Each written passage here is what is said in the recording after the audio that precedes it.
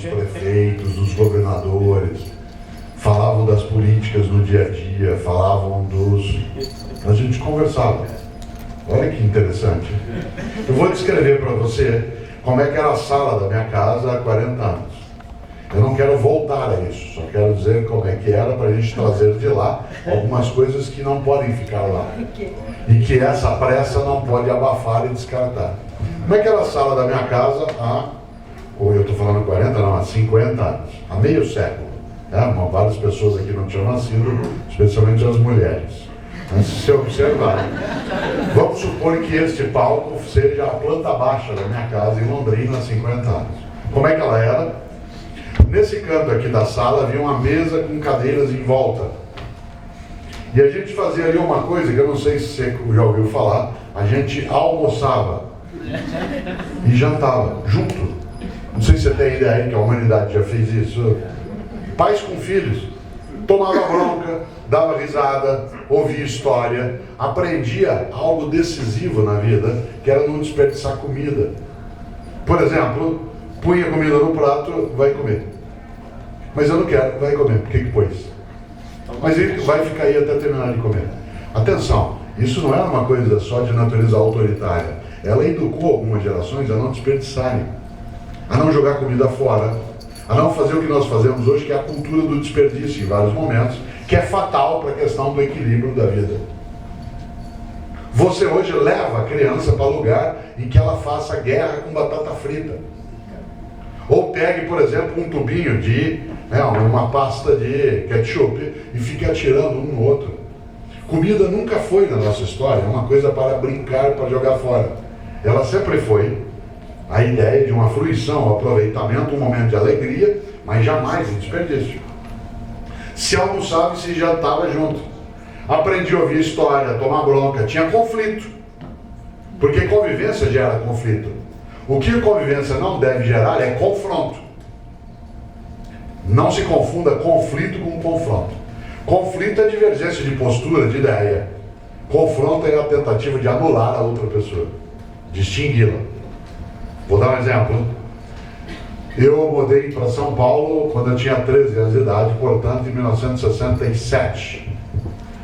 Em São Paulo, Belo Horizonte, Porto Alegre, Uberlândia, Londrina, Rio de Janeiro, há 30 anos, você saía às 11 da noite do trabalho, da escola, do bar, da igreja, e ia andando sozinho para casa, você ouvia passos de outra pessoa, sabe o que você sentia? Alegria. Você dizia, graças a Deus vem vindo outra pessoa. Sabe do que a gente tinha medo? De defunto. A gente passava longe de muro de cemitério, de atrás da igreja. Hoje você sai às 11 da noite do trabalho, da escola, do bar, da igreja, você ouve passo de outra pessoa, você pensa, meu Deus do céu, vem vindo outra pessoa. Onde nós nos distraímos? Em algum lugar a gente esqueceu coisas que era para trazer para esse nosso presente. E uma delas era a capacidade de saber ter conflito, sem que ele se transformasse em confronto. Por exemplo, na escola, vez ou outra me chamam na TV para discutir questões da violência dentro da escola. Nós tínhamos conflitos na escola. Quem aqui frequentou brigou na escola um dia. Mulheres brigavam, puxavam cabelo. Homem brigava no tapa. Você pode até dizer que é uma coisa ridícula brigar, mas quando acontecia o conflito, que ele acabava degenerando para o confronto, ele não era um confronto, porque era com a mão limpa. Aliás, alguém usar algo escondido era considerado absolutamente imoral. Você até saía no tapa, ninguém levava uma arma. De repente, a gente transforma aquilo que é um mero conflito, uma discussão em sala de aula, o olhar para a namorada do outro, etc., vira um confronto. E a tentativa é anular a outra pessoa. E nós começamos a achar que isso não tinha problema. Porque é muito mais prático, em vez de você ter que debater, discutir, você vai e fura, ou atira. Sabe qual é o filme que inaugurou isso no Ocidente? É um filme do final dos anos 1970, quem é mais idoso aqui assistiu no cinema, os outros só na TV, que é Indiana Jones. O primeiro filme filme da série Indiana Jones tem uma cena espetacular, que aliás marcou a política do governo Bush, né, dos anos 2000 e marcou a do Ronald Reagan nos anos 80. Você sabe que um dos grandes esforços para impedir que um conflito vire confronto é a diplomacia.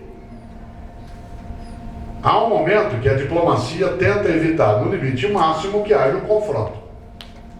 O governo Reagan, nos Estados Unidos, o governo Margaret Thatcher na Inglaterra, isso ainda nos anos 80, ele não ficou nem preocupado com essa questão. A intervenção tinha que ser cirúrgica.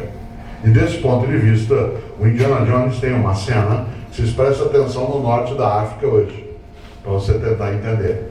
Há uma cena clássica, quem assistiu ao filme se lembra, que ele está no Cairo, isso, e que ele de repente vira uma rua fugindo e dá de cara com um árabe imenso, com a cimitarra na mão. E aí o árabe faz com a cimitarra, aquele espetáculo. O que ele faz? Ele olha para o árabe, faz aquela cara de impaciência, saca um coach e faz... e sai, e o público bate palma. Não tem paciência para essas coisas. Tem que resolver logo. Vai e intervém. Isto é, vai e vá para o confronto direto. É na sala de aula, é no trânsito.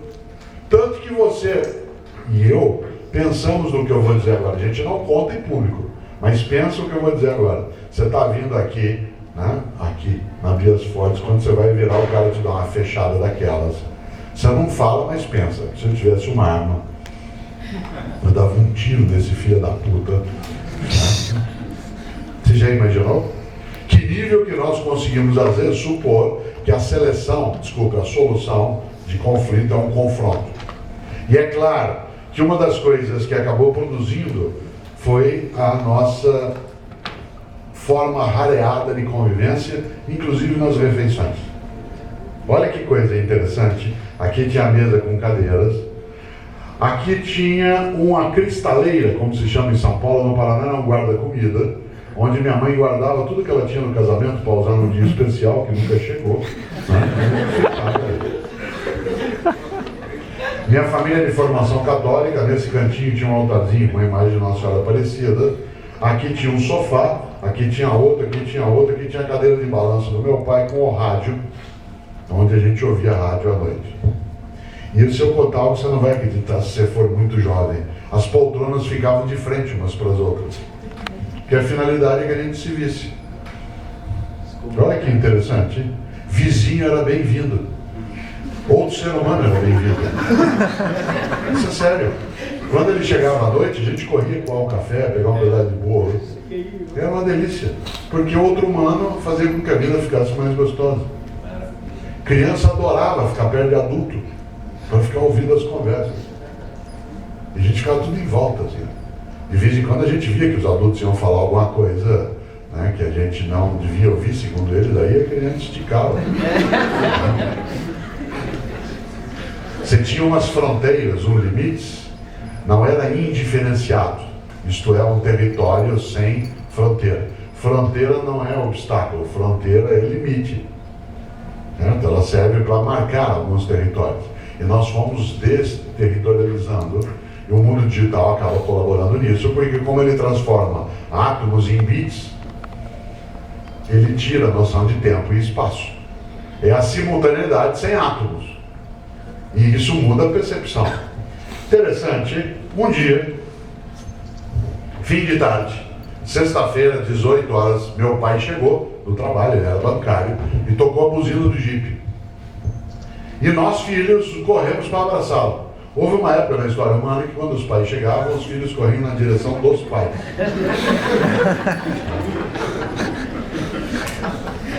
E a gente corria para abraçá-lo por uma razão.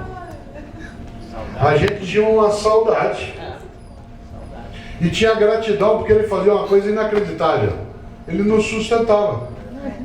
E nós achávamos isso incrível. Que alguém saísse cedo para trabalhar, voltasse para almoçar e saísse de novo, para que eu pudesse viver. Hoje, em que mundo nós vivemos, a ideia de gratidão ela desaparece. Olha que coisa. Ela sai do circuito. Tudo que você faz é obrigação tua. Fez, tinha que ter feito mais. Aliás, foi pouco. Tudo é obrigação. Uma parte hoje dos jovens, especialmente de classe média, que tem poder econômico, ele vive, como diz o Contário Caligares, vive como se fosse um adulto em férias. Ele vai ao restaurante, ele passeia, ele vai ao lugar, ele só não trabalha. É interessante. Aliás, uma parte dos jovens, e atenção, eles não nasceram prontos. Portanto, eles não têm uma responsabilidade direta nessa questão. Uma parte dos jovens confunde desejos com direitos. Se eu quero, você tem que me dar. Se você não me dá, você vai ver. E aí, menino de 12 anos de idade torna a família refém. Eu estava em Congonhas a semana retrasada, aliás, eu estou quase